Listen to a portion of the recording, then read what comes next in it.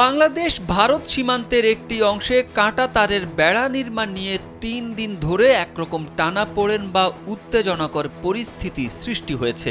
চাঁপাইনবাবগঞ্জ ও নওগাঁ জেলা সংলগ্ন সীমান্তে ভারতের বেড়া নির্মাণ নিয়ে বাংলাদেশ অংশ থেকে বাধা দেওয়া হয়েছে। সীমান্তে কাঁটাতারের বেড়া নির্মাণের ঘটনায় তলব করা হলে রোববার পররাষ্ট্র মন্ত্রণালয়ে যান ঢাকায় নিযুক্ত ভারতীয় হাইকমিশনার প্রণয় ভার্মা। এ সময় পররাষ্ট্র সচিবের সঙ্গে সাক্ষাৎ করেন তিনি। পরে প্রণয় ভার্মা সাংবাদিকদের জানান, বাংলাদেশ ভারত সীমান্তে অপরাধ কমাতে ঢাকার সহযোগিতামূলক আচরণ চায় নয়াদিল্লি। বৈঠকে সচিবের সঙ্গে ভারতের অপরাধ মুক্ত সীমান্ত নিশ্চিতের অঙ্গীকার নিয়ে আলোচনা করেন হাইকমিশনার। আর নয় সৌন্দর্য নিয়ে চিন্তা, এবার নিজেকে সুন্দর করে তুলুন স্টাইল ম্যানিয়াক্সের সাথে।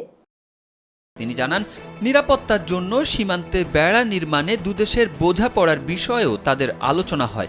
এছাড়া চোরাচালান ও সীমান্তে অপরাধ দমনের চ্যালেঞ্জ নিয়েও কথা হয়েছে তাদের। এ সময় সীমান্তে অপরাধ কমাতে সহযোগিতামূলক আচরণ বা ব্যবস্থা নেওয়ার প্রত্যাশা করেন ভারতীয় হাইকমিশনার। এর আগে সচিবালয়ে স্বরাষ্ট্র মন্ত্রণালয়ের সম্মেলন কক্ষে অনুষ্ঠিত প্রেস ব্রিফিংয়ে স্বরাষ্ট্র উপদেষ্টা লেফটেন্যান্ট জেনারেল অবসরপ্রাপ্ত মোহাম্মদ জাহাঙ্গীর আলম চৌধুরী বলেছেন, সীমান্তে বিজিবি সতর্ক অবস্থায় আছে। তিনি বলেন, বিগত সরকারের সময়ে সীমান্তে বেড়া দেওয়া নিয়ে যেসব অসম সমঝোতা চুক্তি হয়েছে সেগুলো বাতিলের বিষয়ে পত্র দেওয়ার সিদ্ধান্ত হয়েছে। ফেব্রুয়ারিতে বিজিবি ও বিএসএফ এর মধ্যে ডিজি পর্যায়ে বৈঠক হবে বলেও উপদেষ্টা জানান।